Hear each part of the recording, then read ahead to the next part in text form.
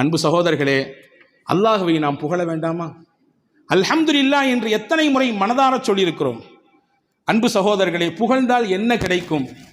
நீங்கள் என்ன எதிர்பார்க்கிறீர்களோ அதை விட பன்மடங்காக கிடைக்கும்.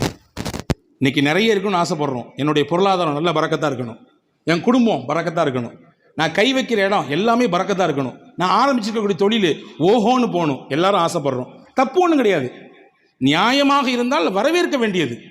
நல்லா இருக்கணும், நல்ல உடம்புடுத்தணும், நல்லா சம்பாதிக்கணும், நல்ல குடும்பத்துக்கு செலவழிக்கணும், நல்ல எண்ணம். சொல்லப்போனால் மூமியின் எண்ணம் அப்படி தான் இருக்கணும்.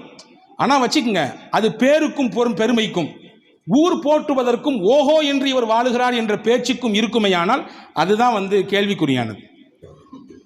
அப்போ நமக்கு கிடைக்கிறது அதிகமாக கிடைக்கணும். என்ன செய்யணும்? சிம்பிள். அல்லாஹ் என்ன உங்களுக்கு கொடுத்துருக்கானோ அந்த அல்லாவை நீங்கள் புகழுங்க. அல்லாஹ் கூட்டி தருவான் உங்களுக்கு.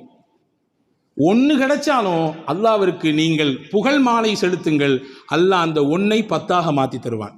இது நான் சொல்லவில்லை, குர்ஆன் சொல்லுகிறது. லஇன் ஷக்கர்தும் லஅஸீதன்னகும், உங்களுக்கு இறைவன் கொடுத்த அருளுக்கு நீங்கள் நன்றியோடு புகழ்ந்தால் நான் உங்களுக்கு கொடுத்ததை இன்னும் கூட்டிக் கொண்டே இருப்பேன். மல்டிப்ளிகேஷன் போட்டே இருப்பான். 1 3 6 6 12 12 24 இப்படி போய்கிட்டே இருங்க. ஹஜ்ரத் இமாம் முஸ்னத் அஹமதிலே ஒரு செய்தி வந்திருக்கிறது. முஹம்மது ஸல்லல்லாஹு அலைஹி வஸல்லம் ஒரு நாள் பள்ளிவாசலுக்கு வெளியிலே நிற்கிறார்கள். ஒரு மனிதர் வருகிறார். ரசூலுல்லாஹ் கையில் ஒரே ஒரு பேரித்தம் துண்டு இருந்துச்சு, ஒரே ஒரு பேரித்தம் பழம். அவர் கையில் ரசூலுல்லாஹ் கொடுத்தாங்க. வாங்கினவர் பார்த்துட்டு, இந்த ஒரு பேரிச்சம்பழம் ஏன் காவயிருக்கு பத்துமா? என் நாக்கு கூட ஒட்ட முடியாத, இது எப்படி யார் ரசூலுல்லாஹ் கையில் கொடுத்துட்டு போயிட்டார். ரசூலுல்லாஹ் சிரிச்சாங்க. கொஞ்ச நேரம் கழிச்சு அதே வழியில் இன்னொருத்தர் வந்தார். அவர் கையில் அந்த ஒரு பழத்தை கொடுத்தாங்க. அவர் சொன்னார், அல்ஹம்துலில்லாஹ், யார் கையால் இந்த பழம் எனக்கு கிடைக்கப்பட்டிருக்கிறது? உலகத்தின் அதிபதியாம் அல்லாஹுவின் இறை தூதராச்சே, அவர்கள் கையால் அல்லாஹ் எனக்கு ஒரு பழம் தந்திருக்கிறானே, அல்லாவே உனக்கே எல்லா புகழும். ரசூலுல்லாஹ் சிரிச்சாங்க. சிரிச்சிட்டு பக்கத்துல இருந்து ஒருத்தரை கூப்பிட்டு சொன்னாங்க, உம்மு சலமா, தன்னுடைய துணைவியார் உம்மு சலமா அம்மாட்ட 40 திர்ஹம் தங்க காசுக்கு வாங்கிட்டு வாங்கன்னாங்க. அவர் ஓடி போய் வாங்கிட்டு வந்தார். அதை அவர் கையில் கொடுத்து, அல்லாஹ் உனக்கு பரக்கத் செய்வான், போயிட்டு வாங்க ரசூலுல்லாஹ். அன்பர்களே, ஒரு செய்தி தான், 2 தகவல் இருக்கிறது. முதலானவர் கிடைத்தது ஒன்று, இதை வைத்து என்ன செய்வது என்று யோசித்தார். உள்ளதும் போச்சு, நொல்லை கண்ணா போச்சு. 2ஆம் நபர் கிடைத்தது ஒன்றுதான், ஆனால் கொடுத்தது யார்? அல்லாஹ். யார் வழியாக தந்தான்? அல்லாஹ்.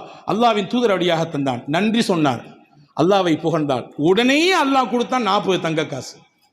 எது இருக்கிறதோ அதை ஏற்றுக்கொள்ள வேண்டும், குறைபட்டு கொள்ளக்கூடாது. அல்லாஹ் தருவான் என்று நம்பி அவனை புகழ வேண்டும். இருந்தால் அல்லாஹ் மனமான வாழ்க்கையை, இரட்டிப்பான வாழ்க்கையை அல்லாஹ் திருப்பி தருவான். புகழ வேண்டும் என்ற எண்ணம் நமக்கு வர வேண்டும். அல்லாஹ் என்னெல்லாமோ தந்திருக்கிறான். பொதுவாகவே மனிதனுடைய இயற்கை என்ன தெரியுமா? இருக்கிறத வச்சு திருப்திப்படவே மாட்டான். இயற்கை இல்லாத ஒன்றை மட்டும்தான் தேடிக்கிட்டே இருக்கும் மனுஷன் மனம். கண்ணாடிக்கு முன்னாடி போய் நின்னா என்ன பண்ணோமா? கொஞ்சம் குண்டா இருக்கணும்ல, ஒல்லியாக இருந்தால் நல்லா இருந்திருக்கும். கொஞ்சம் வெள்ளை கம்மி, இன்னும் கொஞ்சம் வெள்ளையாக இருந்தால் நல்லா இருந்திருக்கும். சுருட்ட முடியா இருக்குது, கொஞ்சம் நீள முடியா இருந்தா. இருக்கிறது எல்லாம் சிறப்பாக அல்லாஹ் வைத்திருக்கிறான். ஆனால் மனித மனம் இல்லாததை நோக்கியே தேடும். இருப்பது அல்லாஹ் கொடுத்தது, அவனை புகழ வேண்டும் என்ற எண்ணம் வந்துவிட்டாலே அதுவே அல்லாஹ்வின் மிகப்பெரிய கரிசனம் என்கிறார்கள் பெருமக்கள். மூசா அலைஹிஸ்ஸலாம் அல்லாஹ்ட்ட கேட்டாங்களா, யா அல்லாஹ், எத்தனையோ அருள் செஞ்சிருக்கேன், எனக்கு உன்னை எப்படி நான் புகழ்றது, நீ எனக்கு சொல்லித்தாயேன்னு கேட்டாங்களாம். உன்னை மூசாவை பார்த்து அல்லாஹ் சிரித்துக்கிட்டே சொன்னானா, மூசா, என்னைய புகழணும்னு என்ன வந்துருச்சு இல்லை, இதுவே புகழ் தான். என்னைய புகழணும்னு என்ன வந்துருச்சு இல்லை, என்னை நினைக்கணும்னு என்ன உனக்கு வந்துருச்சல்ல, இதுவே எனக்கான புகழ் தான், ஏற்றுக்கொள்கிறேன் என்றான் அல்லாஹ். அன்பர்களே, புகழுக்கு நேரம் ஒதுக்க வேண்டும். அல்லாஹ்வை ஹம்து செய்வதற்கு, அவனை துதிப்பதற்கு நம்முடைய வாழ்க்கையில் சில பகுதிகளை ஒதுக்க வேண்டும். இல்லாதை நினைத்து குறைப்பட்டு கொண்டே இருப்பதை இழந்து வாழுகிற சூழல் தான் இன்னைக்கு அதிகரித்திருக்கிறது. உமர் ரலியல்லாஹு அன்ஹு வீதியில் நடந்து வர்றாங்க. ஒரு மனுஷர் முன்னாடி வந்தார். தோழரே எப்படி இருக்கீங்க கேட்டார். நம்மள்ட்ட கேட்டால் என்ன சொல்லுவோம்? நல்லா இருக்கும், அல்ஹம்துலில்லாஹ், நல்லா இருக்குன்னு சொல்லுவோம். அதே மாதிரி நல்லா இருக்குன்னாரு. உமர் ரலியல்லாஹு மறுபடியும் கேட்டாங்க, எப்படி இருக்கீங்க சத்தமாக கேட்டாங்க. மறுபடியும் சொன்னார், நல்லா இருக்கேன்னாரு. மறுபடியும் கொஞ்சம் சத்தத்தை கூட்டி சொன்னாங்க, எப்படிங்க அது கேட்டாங்க. அவர் புரிஞ்சுக்கிட்டாரு, அல்ஹம்துலில்லாஹ் நல்லா இருக்கேன்னாரு. உடனே உமர் ரலியல்லாஹு சொன்னாங்க, இந்த வார்த்தையை வாங்கத்தான் 3 கேள்வி கேட்டேன்னாங்க. நல்லா இருக்கிறேன்றது ஒன்று, அல்ஹம்துலில்லாஹ் நல்லா இருக்கிறேன்றது இன்னொன்று. இதுதான் தேவை. எப்படி இருக்கிறீங்க? எப்படி இருக்க? மாத்திரையோடு கிடந்து வாழ்கிறேன், முட்டி வலி காலு வலி, வியாபாரம் எப்படி போகுது பாருங்க, கேட்டு பாருங்க. எல்லாருமே ஜிஎஸ்டி பிரச்சனை, அந்த பிரச்சனை, இந்த பிரச்சனை, என்னமோ போய்கிட்டு இருக்கு. இல்லை, எது இருந்தாலும் அல்லாஹ் கொடுத்து கொண்டிருக்கிறான், அல்ஹம்துலில்லாஹ். வலியோடு வாழுகிற வாழ்க்கை தான். வலியோடு வாழ்க்கை இல்லை என்றால் வாழ்க்கையை ரசிக்காது. சில வழிகளை அல்லாஹ் தருவான், அதுவும் நம்முடைய பாவங்களை கரைக்கத்தான். வலியோடு உண்டான வாழ்க்கை தான் இருந்தாலும் அல்லாஹ் நல்லா வச்சிருக்கான் அல்ஹம்துலில்லாஹ் என்று சொன்னால் அந்த வார்த்தையினுடைய பரக்கத்தை கொண்டே அல்லாஹ் நம்மை நல்லா வைத்து விடுவான். அல்ஹம்துலில்லாஹ் வியாபாரம் நல்லா இருக்கு என்று நீங்கள் சொல்லி பாருங்கள், அந்த வார்த்தையின் பரக்கத்தை கொண்டே அல்லாஹ் வியாபாரத்தை செழிப்பாக்கி விடுவான். அல்ஹம்துலில்லாஹ் குடும்பம் சிறப்பாக இருக்கு, பிள்ளைகள்லாம் சிறப்பாக வளர்ந்துட்டு இருக்கிறாங்க என்று சொல்லி பாருங்கள், அந்த வார்த்தையின் பரக்கத்தை கொண்டே அல்லாஹ் சிறப்புமிக்க குடும்பமாக மாற்றி கொடுத்து விடுவான். ஒரு விஷயம்தான், அல்லாஹ் நமக்கு பார்த்து பார்த்து செய்கிறான் அருள் ஒவ்வொன்றையும். அந்த அருளுக்கெல்லாம் நன்றியவர்களாக நாம் இருக்க வேண்டும் என்று விருப்பப்படுகிறான்.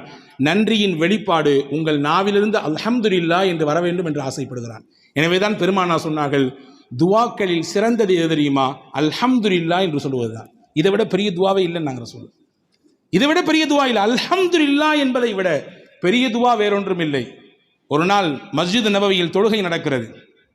ரிஃபாஅத் இப்னு ராஃபி என்ற நபித்தோழர் தொழுதுட்டு இருக்காங்க ரசூலுல்லாஹ். பின்னாடி அவரும் நிற்கிறாரு. திடீர்னு தும்மல் போட்டார். தும்மல் போட்டவுடன் அல்ஹம்துலில்லாஹ் சொல்லணும் அவருக்கு முன்னாடி சொல்லி தரப்பட்டிருக்குது. அவர் சொன்னார், அல்ஹம்துலில்லாஹ் ஹம்தன் கதீரன் தய்யிபன் முபாரக்கன் ஃபீஹி கமா யுஹிப்பு ரப்புனா வ யர்தாஹு. அல்லாஹ்வுக்கே எல்லா புகழும், பரக்கத்தான புகழ். இந்த வார்த்தைகளை சொல்லி அல்லாஹ்வை தஸ்பீஹ் செய்து விட்டார், புகழ்ந்து விட்டார். தொழுது முடிச்சோன்னு ரசூலுல்லாஹ் திரும்பி பார்த்து, யாருங்க தும்மல் போட்டது, யாருங்க பேசுனது தொழுகையில் அப்படின்னு கேட்டாங்க. இவர் அமைதியாக நின்னார். ஐயோ, நம்ம எதுவும் தப்பு பண்ணிட்டோம் போல தெரியுது, கண்டிஷன் பண்ண போகிறாங்களோ. ரெண்டாவது தடவை கேட்டாங்க ரசூலுல்லாஹ், யாருங்க தொழுகையில் இடையில ஏதோ பேசிட்டு இருந்த மாதிரி தெரிஞ்சு, பதில் சொல்லலை. மூணாவது தடவை கேட்டவன ரிஃபாஅத் இப்னு ராஃபி ரலியல்லாஹு சொன்னாங்க, யார் ரசூலுல்லாஹ், நான் தான் தும்மிட்டேன், அதனால ஹம்து செஞ்சேன், அல்லாஹ்வை புகழ்ந்தேன். ஓ அப்படியா? வல்லதி நஃப்ஸி பியதிஹி லக்கத் இப்ததரஹா பில்அத்து வ ஸலாஸூன மலக்கா அய்யுஹும் யஸ்அது பிஹா.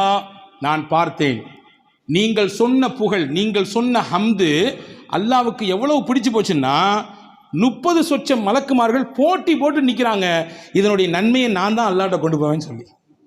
30 சொச்சம் மலக்குகள் போட்டி போட்டு கொண்டு நிற்கிறார்கள் உங்கள் நன்மையை அல்லாஹ்விடத்தில் எடுத்து காண்பிப்பதற்கு. எனவே அன்பர்களே, மனதார உள்மனதிலிருந்து நம்முடைய வாழ்க்கையின் தரத்தை நினைத்து, நம்முடைய கடந்து வந்த பாதைகளை நினைத்து, இப்பொழுது அல்லாஹ் நம்மை வைத்திருக்கக்கூடிய உயர்வான நிலையை நினைத்து, எதிர்காலத்தில் வல்ல அல்லாஹ்வின் உயர்ந்த அந்தஸ்தையும் நன்மதிப்பையும் பெற வேண்டும் என்பதை கருத்தில் கொண்டு அவனை புகழ்ந்து துதித்து வாழுவோம்.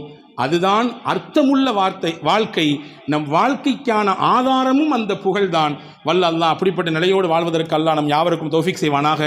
ஆமீன். வாஹிரு தாவான் அல்ஹம்துலில்லாஹி ரப்பில் ஆலமீன். அஸ்ஸலாமு அலைக்கும்.